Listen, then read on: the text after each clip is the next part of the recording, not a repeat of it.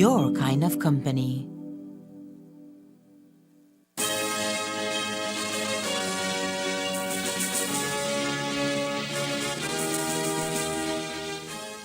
Tonight on CTV3 News, an accident on the San Antonio Road in Orange Walk leaves 2 persons dead and another injured. National Health Insurance Scheme officially rolled out in Orange Walk, with GOB and SSB signing contracts with 3 private healthcare providers. And the Prime Minister John Bresenio urges Belizeans to know their constitution. These are some of the stories we have for you tonight in our newscast for Friday, July 7th, 2023.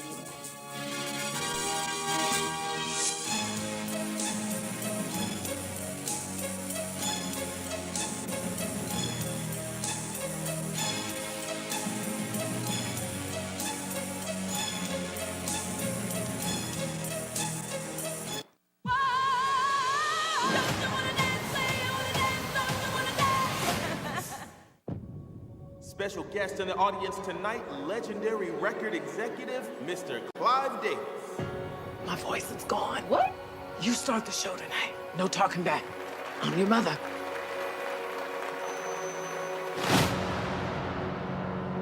There's a boy I know. He's the one I dream of. What's your name again? Whitney Elizabeth Houston. Wait, no, it's on, listen. If he really loves me. My dream, sing what I want to sing, be how I want to be. I say a prayer with every heartbeat. Reach as big an audience as I can. Common criticism of you, your music isn't black enough. Look, I don't know how to sing black, and I don't know how to sing white either. I know how to sing.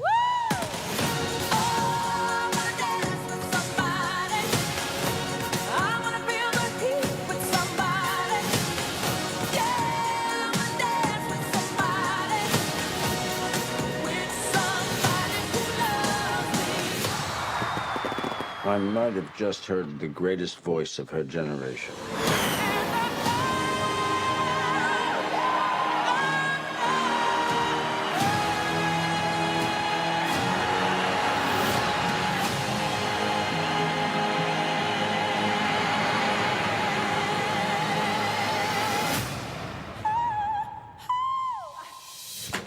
Maybe. Maybe. It's got to have a hook. A hook? Yeah. I'll give it a hook. And now, the hottest match of the evening. Get ready for action! Here they come. Amazing! They're unstoppable, unbeatable. They have them on the ropes. The heat rises to the top. 1, 2, and 3. They're on fire! Chiladas. Fire up the taste of Belize with the new Chiladas crunchy tortilla taco chips in its hot chili flavor. Fiery habanero brings the heat. They're on fire! Chiladas. From Snackers, done right, done here.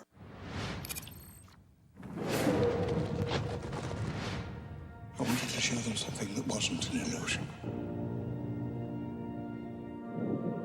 Something that was real.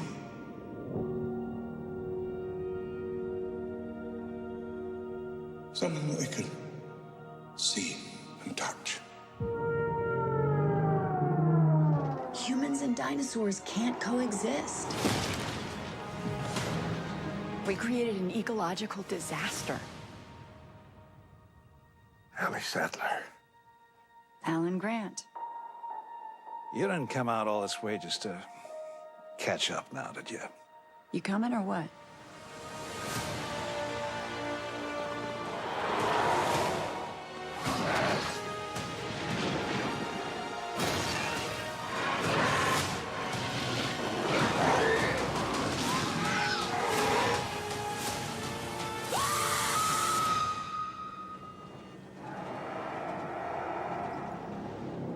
That's another plane, right? Not exactly.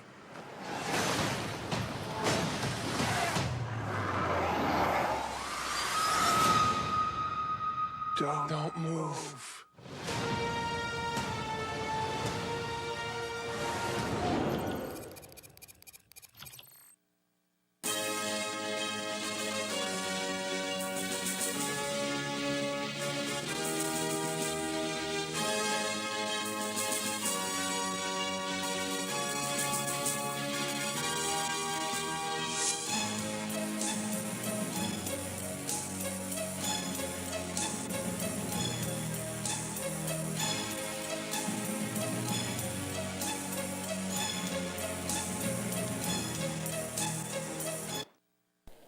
Good evening with your news, also simulcast on Fiesta FM 106.7. I am Joanna Rodriguez. Tonight, 2 persons are dead and 1 is recuperating from his injuries at the Northern Regional after a truck belonging to Caribbean Chicken rammed into a 10-wheeler early this morning on the San Antonio Road in Orange Walk. Both of the deceased and the surviving victim were traveling in the Caribbean Chicken truck while one of the men died instantly.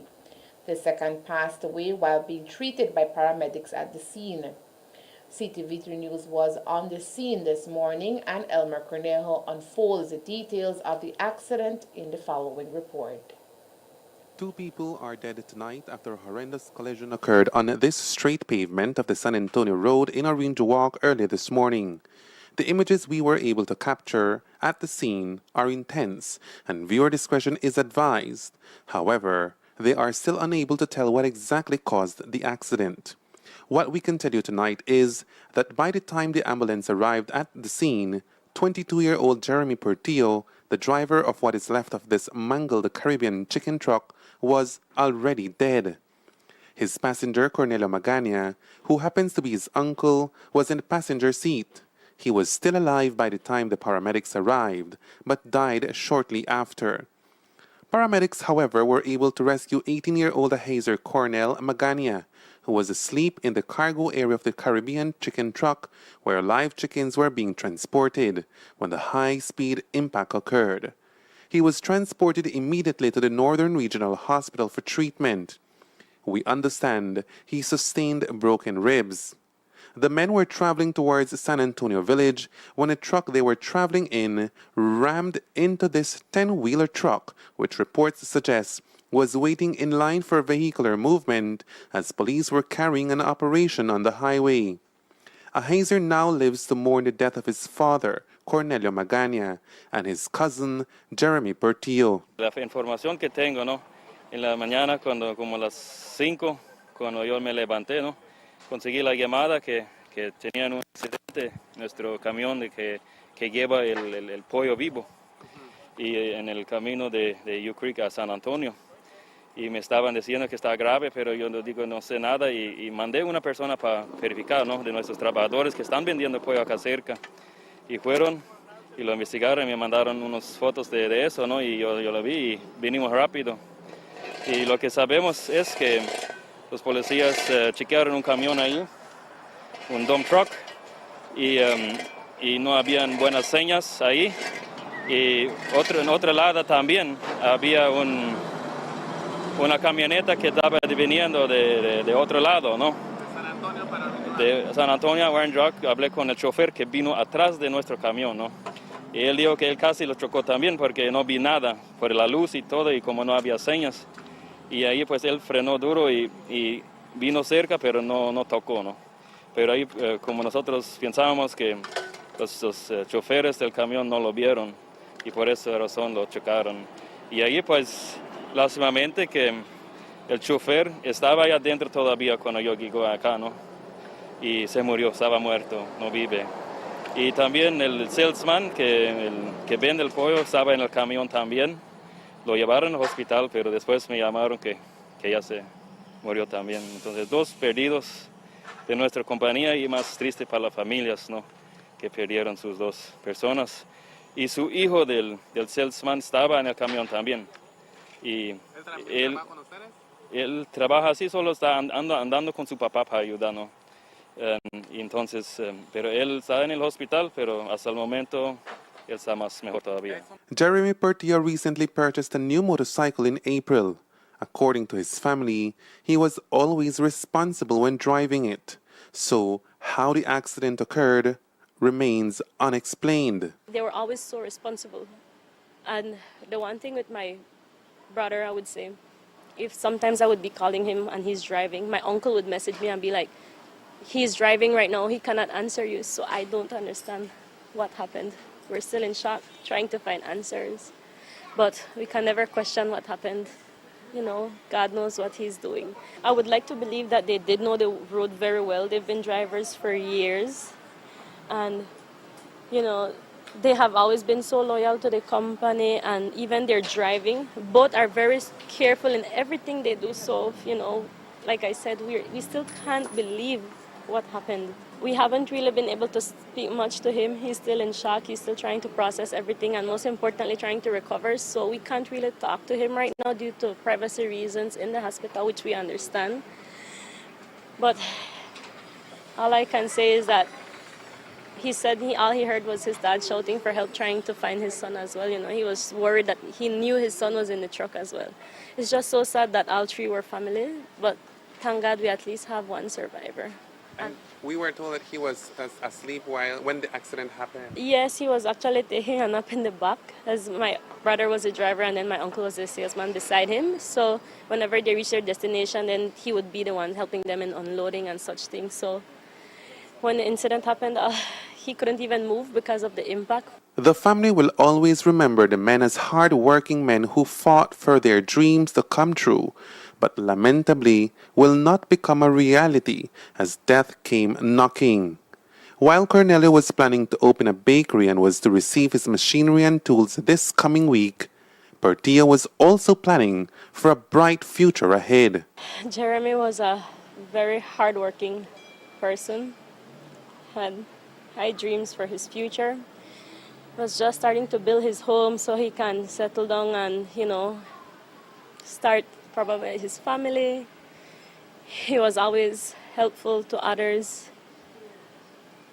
You could never say you had a problem with Jeremy. He was always there to help others. He was more like a brother to everybody in the village. He loved playing football and most importantly being with the family. What is that one thing that you're going to remember about Jeremy? The person he is. Always outgoing. He would always do anything he can to help others, even if it meant putting aside his own things that he needs to do for himself. My uncle has been working probably over 20 years. And describe him to us. Jeremy and my uncle, I can say they're both similar. They're both very friendly, always helpful. My uncle would sometimes go and chop the yard in the football field for the village. We wouldn't even have to tell him, will you do it for this month? He would willingly take his weed eater and just go and do it because, in the village, everybody's one, everybody's our family, And they started working together probably a few years now, like 1 year, 2 years. And the funny thing is that whenever they would see each other's lunch nice, they would share each other's lunch. But my uncle would never tell anybody no. Police have requested a toxicology report from Sheldon Megan, the driver of the 10-wheeler who escaped unhurt. Elmer Cornejo, CTV3 News. The investigation is ongoing at this time and no one has been charged up to news time. As previously mentioned, police and paramedics were already on the scene when we arrived, yet an official report on the cause of the accident is pending. Credible reports tell us, however, that before the horrific incident, cops had stopped an incoming vehicle loaded with goods that was exiting San Antonio Village as it headed towards Orange Walk. The vehicle was presumably carrying illegal cargo. The police vehicle was parked on the left side of the highway as if headed towards San Antonio Village. That is when this dumper truck, driven at the time by Sheldon Main, came along. He was headed towards San Antonio and waiting right behind the police vehicle for cops to carry out their operation when the Caribbean chicken truck, driven at the time by Jeremy Portillo, rammed into the 10-wheeler from behind. The impact caused the 10-wheeler to collide into the back of the police pickup truck. Photos shared with our newsroom show beer bottles in the pan of the police pickup truck, and that is already stirring a number of questions. But going back to the accident, sales manager of Caribbean Chicken, Jacob Klassen, says it's difficult to factor in speed as a cause for the incident since they have fixed their vehicles to be driven at max of 55 miles per hour. Se ve que el camión se fue duro, ¿no? Pero ese camión puede, lo más que pueda es como 55 millas que de hora, pero yo creo que sí lo dieron todo, no sé. As mentioned, police are investigating. 12 hours after the deadly accident on the San Antonio Road that happened before sunrise today, the police department provided an official report. The report states the incident happened around 4:35 this morning. When officers arrived at the scene, they observed a white freight line truck in the middle of the road with its front facing San Antonio Village and extensively damaged. A second vehicle, this time a dump truck, was seen on the right side of the road with damages to its rear bumper. The report confirms a third vehicle described as a white in color Great Wall Wingo pickup on the right of the road with extensive damage to its rear. The investigation found out that the dump truck was driven by Sheldon Leonard Main, a truck driver from the Cayo district. Megan was traveling from the direction of Oak Creek Village towards San Antonio Village when he was stopped by uniformed police officers on board the white Wingo pickup. The police mobile was driven by police officer Jose Pais. Pais parked on the right side of the road. Sheldon Main drove to the extreme right of the road and parked behind the police mobile. This is when a Caribbean Chicken Limited truck driven by Jeremy Daniel Portillo of San Felipe Village collided with the rear of the dump truck. This caused the dump truck to be pushed forward, forcefully colliding with the rear of the police mobile. Jeremy Daniel Portillo died on impact while his passenger, Cornelio Eric Bagania, a 38-year-old Belizean delivery man from San Felipe Village, who was sitting on the passenger seat, sustained major injuries and was transported to the Northern Regional Hospital via ambulance.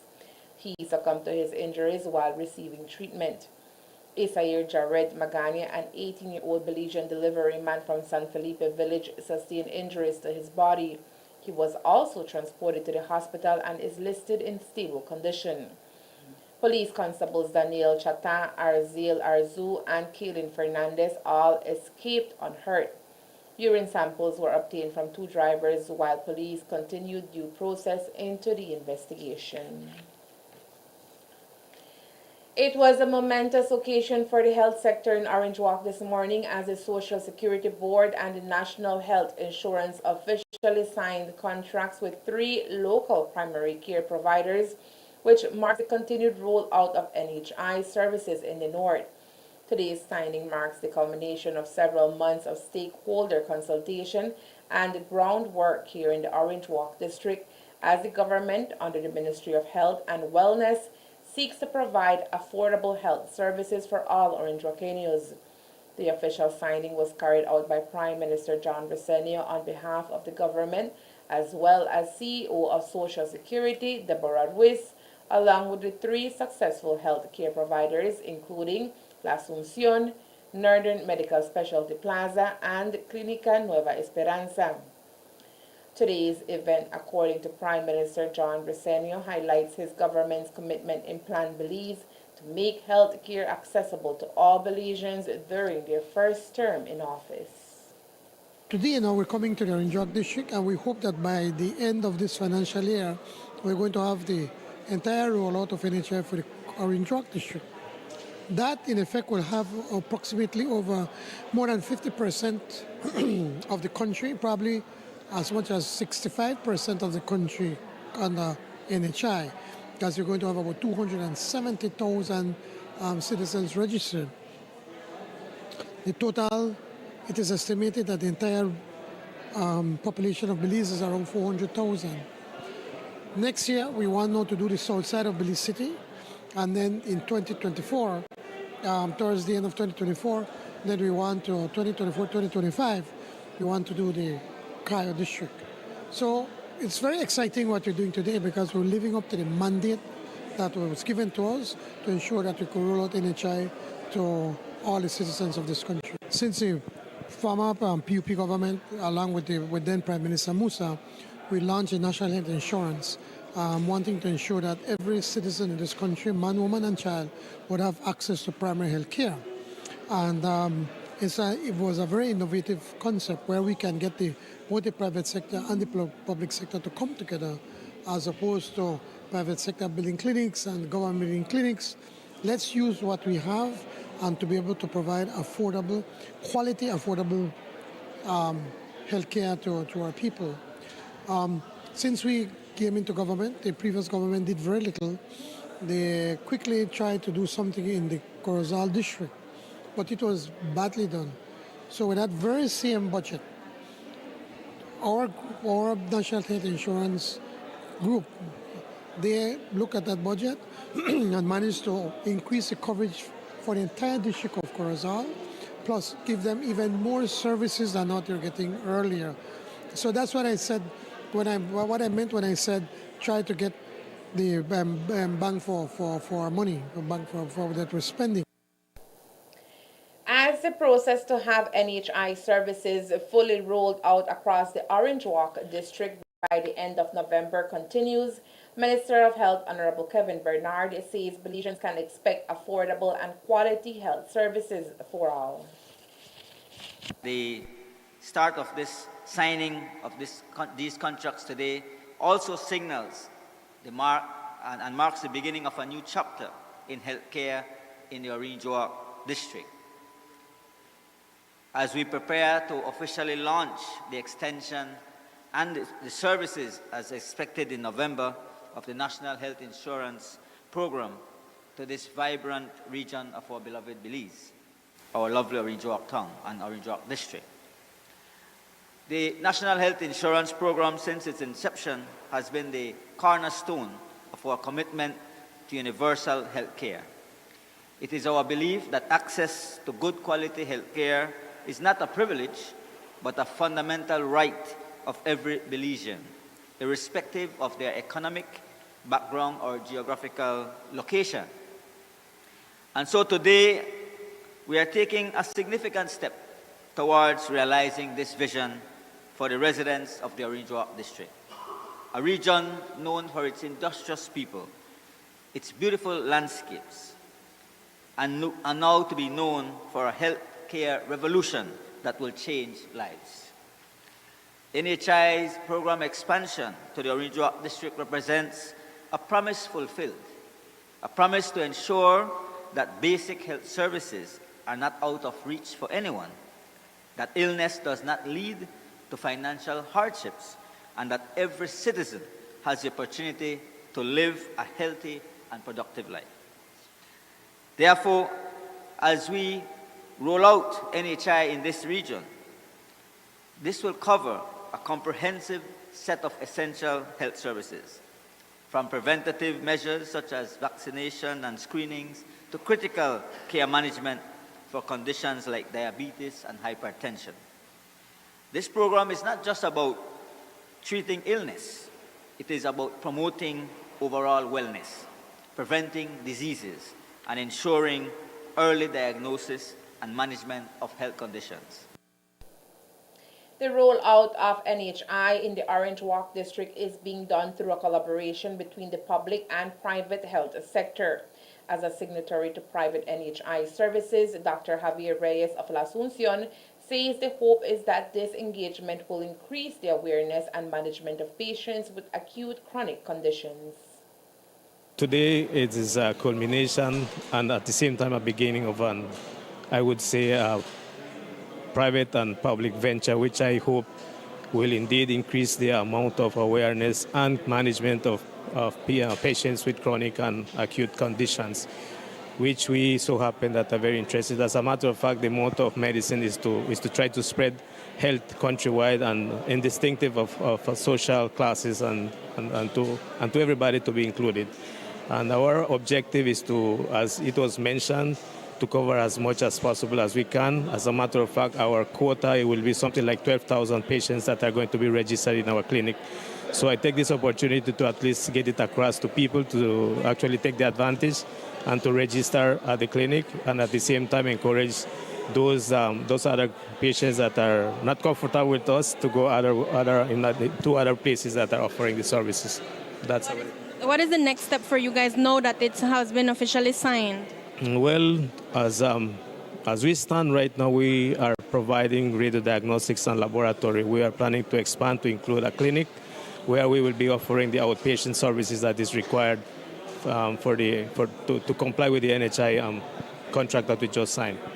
All right, and we expect to have this up and running by November, ending of November. As a matter of fact, our plan is to do an extension of the clinic, which will include the outpatient area for the clinic. Contracts are also expected to be signed with 3 local pharmacies, 2 imaging centers, and 6 laboratories that will also offer services to NHI members in Orange Walk. Services under the National Health Insurance Scheme is expected to be fully up and running by the end of November of this year. As we reported earlier this week, the People's Constitutional Committee, PCC, has embarked in a series of educational meetings aimed at building awareness and understanding of issues related to Belize's constitution and proposals for its reform. The first public meeting was hosted in Belize City, and the Commission is now gearing at hosting its campaign here in the north with a public meeting in Orange Walk Town in late July. One of the major concerns being raised by the Commission as they embark on their countrywide campaign is that 98% of Belizeans do not know the contents of the Constitution. Today, during an interview with Prime Minister John Briceño, we got his take on the ongoing education campaign and negligible knowledge by our citizens in relation to the Constitution. PCC needs to reach out as quickly as possible to try to inform our citizens about the Belize Constitution, and probably just as important, the fundamental rights that we have. Many Belizeans do not realize or fully understand or appreciate what our fundamental rights are in the Constitution, and that they are protected, enshrined there. And it's important for us to know that. Before you talk about change, it is important to know what you have and how is it that you want to change it. And that is why I have tried to limit my comments as to what is it we want to see in the future. I want Belizeans to come with those ideas, but we need to start by understanding what we have. And maybe, who knows, maybe we just need certain changes to the Constitution, or the people might decide, and through the consultations to the PCC, decide, well, we want a totally new, different Constitution. So I leave that open, but I urge the PCC, and then I urge our Belizeans to try to learn at least the basics of the Belize Constitution. Coming up next, more than $16 million to be pumped into the conservation efforts in Belize.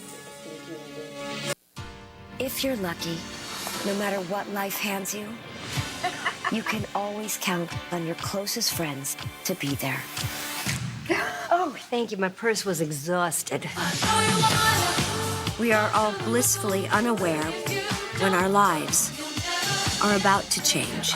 Life is full of surprises. I'm ready to lose my virginity.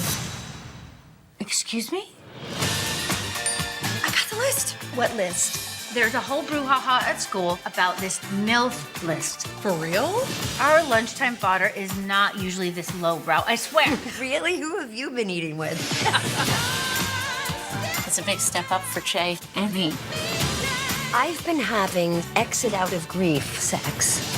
It's just sex. Through all the chance that you've been out there, men have feelings too.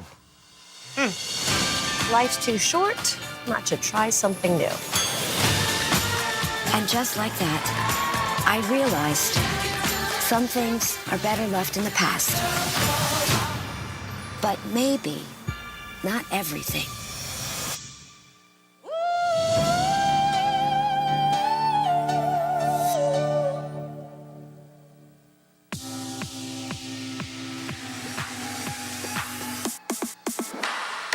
Sign up for Smart Share Plan and save big. Whether you're a small entrepreneur starting up your business, a student on a limited budget, or a family trying to save, this is the plan for you.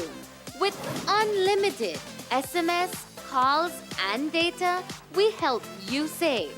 Get up to 5 lines for as low as $30 per line monthly, only with Smart. Sign up today at any smart showroom or sales manager countrywide. So get your business going, share more memories with friends, and be ready for the day with Smart.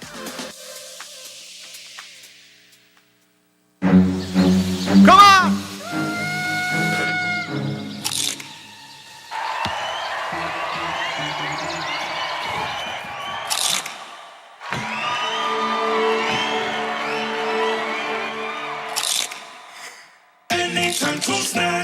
When hungry or craving, when laughter or tears, enjoy the best snacking or flavors are here. Asadas, mocadas, chiladas, doradas, delicious for snacking, done right and done here. Done right, done here.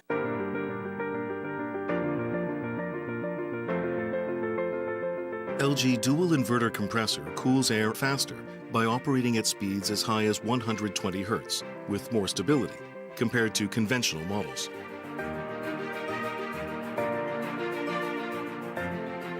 It also saves up to 70% more energy by operating at speeds as low as 10 Hz with more stability.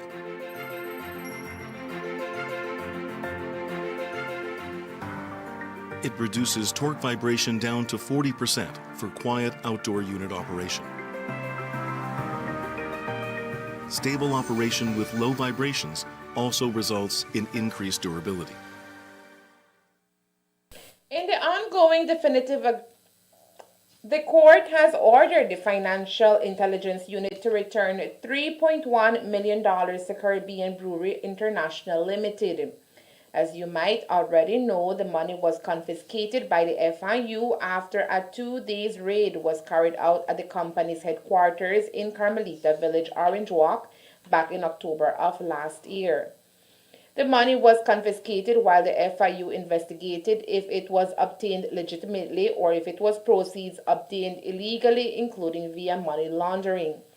While the FIU requested for another 6 months extension to hold on to the money and to complete their investigation, that request was denied by the judge. According to the judge, in the 9 months that the FIU has been holding on to the cash, it was unable to establish any connection to any illegal act. And with that, the judge ordered that the $3.1 million be returned to Mine Beer. Negotiations are now taking place between the company and the FIU on the return of the funds. While Dean Barrow represented the company in the case, the FIU was represented by attorney Godfrey Smith. In the ongoing definitive agreement saga, it has been revealed that government received a legal opinion from Queen Counsel Ben Joratowicz, who represents Belize in our ICJ case against Guatemala. The 53-page opinion dated April 28, 2023 takes into consideration that the agreement was not approved by Parliament, Cabinet, the Government Investment Committee, the Prime Minister, nor the Attorney General, and that tourism and ports were not within the portfolio of the then UDP minister who signed the agreement, Erwin Contreras. Joratowicz wrote that even if Contreras did have actual or ostensible authority to enter into the agreement, it could still be unenforceable due to illegality because of its content. Joratowicz's opinion is that to proceed with the agreement as it would simply compound its illegality, leading to a potential challenge in the future and would not be a credible or lawful course of action. Now, there are those that are pounding on government because even after that cogent legal opinion from an eminent international attorney, the Ministry of Finance took a white paper to Cabinet dated May 15th with a draft supporting legislation for the Portico definitive agreement. But for the Prime Minister, who has torn the DAO document in Parliament and has assured Belizeans that as is, the Portico agreement will not see daylight, those banging on the issues are flogged a dead horse. I think what's important, you're flogging a dead horse. The important thing is that the government of Belize, we have decided that the definitive agreement, we've torn up and we're doing something totally different. So you could cover 100 different opinions, it does not matter. What matters is that we are doing now a new agreement, not a new agreement and hopefully a new piece of legislation that will spell out how development of different sizes is going to be done in the future so that no future developer have to go to any government they know that if there's this scope of an investment, that this is going to be what you can get as a development concession. If the government believes that it is an important project, which we do, even Channel 7 believes it is an important project, of course we have to work with them to ensure that they can be able to get access to it. They have not applied, but I'm certain that the minister, the DPM will give it some serious consideration, because without that we cannot have the project.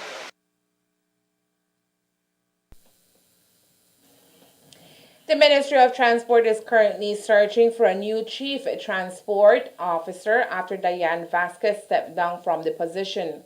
During an interview with the media earlier this week, Minister of Transport Rodwell Ferguson confirmed that Vasquez was negotiating her contract with the ministry, and it would appear that an agreement was not reached. A vacancy for the post will now be advertised for qualified candidates. Here's what the minister had to say. Let's be very realistic. When you have a contract, then you negotiate the term of your contract. And so the person who is offering you a contract will decide if what you want to negotiate, if they are going to agree with it. They normally will throw the figure to you, and you will decide if you want to take it or leave it. I know the Ministry of Finance is the one who is responsible for contracts, and so they negotiated with the CTO. I guess she refused what they offered her. And she have a right to decide if she wants it or don't want it. So at this point in time, there is no Chief Transport Officer. Mr. Peter Williams is acting as the Chief Transport Officer.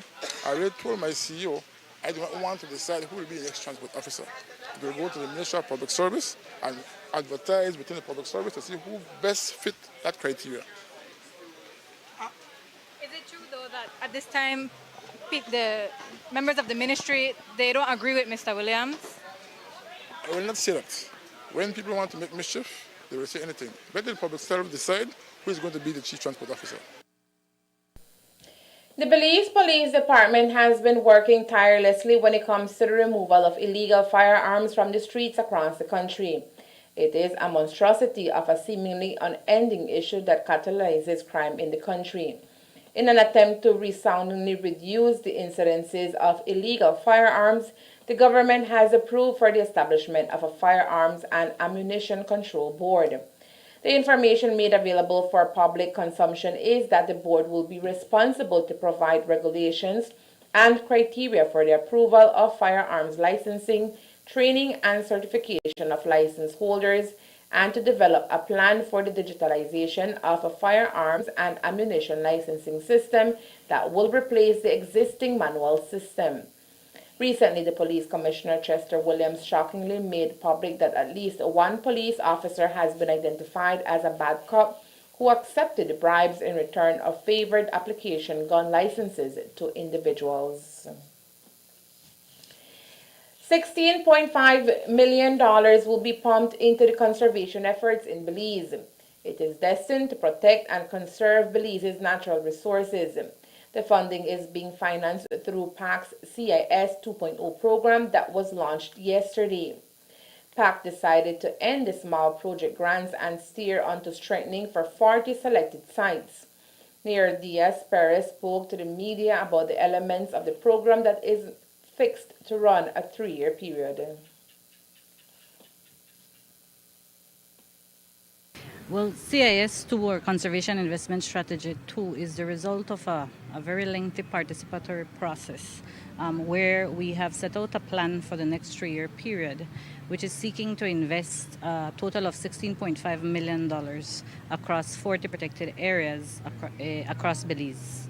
And so some of the things that we're going to be focusing our investments in are going to be management activities of protected areas to ensure that there is an increased management presence at these sites, but also to invest in programs that promote collaboration among all the actors across the system to ensure that we're maximizing the impact of those investments, ensuring that we are consolidating the resources that are available, and that we are overall creating efficiencies in the investments that we are making. So it's moving from a site-based approach to the financing to more the landscape and seascape approach to financing. And so that is one of the key features. The third aspect of this particular program and plan is that it is going to be targeting projects and programs that promote collaboration among all the partners that are implementing and doing protected areas work on the ground. And so we are again moving away from that individual approach and looking at activities that are going to promote the standardization of processes and frameworks and overall coordination and consolidation of all the efforts that are on the ground. We do not have a lot of resources, so to speak, and so we have to make sure that the investments that we're making are having the impacts that we desire on the ground. At the launch was Honorable Orlando Habet, who is responsible for sustainable development, climate change, and disaster risk management.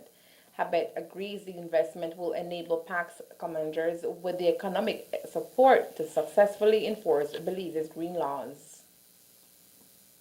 Well, it's very important in that we are launching this this conservation strategy today. It's very important because it's, as you saw, it's 16.5 million that will be distributed to our co-managers in an effort to keep up the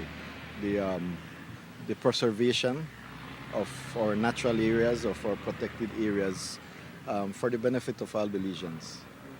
In terms of some of one or two of the key areas that you see this investment will help the benefit in the area of conservation, what are one or two of those key areas in your mind? Well, there are 104 protected areas in Belize, and it's not only landscape but also seascape, and as you know, these are very important in sustaining our tourism industry, and so it's overall it's good for across the board. I think it's good across the board. I can't point out a specific one, but they are all of equal importance. A multi-stakeholder approach was engaged who took into account national protected areas to guarantee transparency for the identified sites. 104 protected areas exist in Belize. Only weeks ahead of the deadline set by consent order of the High Court, the Elections and Boundaries Commission, EBC, has informed that the redivision exercise is started last February is complete. A task force was assembled to consider the distribution of the population throughout Belize and make proposals for dividing Belize into electoral divisions in such a way that each electoral division shall have as nearly as may be an equal number of persons eligible to vote, with the total number of electoral divisions not being less than 28.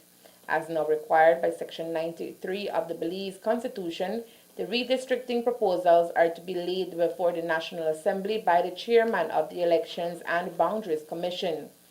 EBC Chairman Oscar Sabido Puga will thereafter present a copy of the report containing the proposals of the Commission to the National Assembly to be laid on the table of the House of Representatives. The Commission also attempts to forestall the publication and/or dissemination of the report prior to said report being laid on the table of the House of Representatives. However, parts of the report have already been leaked and commented on widely. It is expected that there will be a minimal increase in electoral divisions from the current 31, with fewer divisions in Belize City and splits in the largest ones such as Stan Creek West, Belmopan, and in Cayo and Orange Walk. And that's the news. We invite you to join us for another newscast on Monday, July 10th here on CTV3 and Fiesta FM 106.7. Remember that to read a text version of the news, you can visit our website at ctv3belizenews.com. You can also log on to our Facebook page for current stories at facebook.com/ctv3belizenews or our YouTube channel at CTV3 News BZ. Remember to wash your hands and remain safe. From all of us here at CTV3 News, have a safe and pleasant weekend. Thank you for watching and listening. Good night.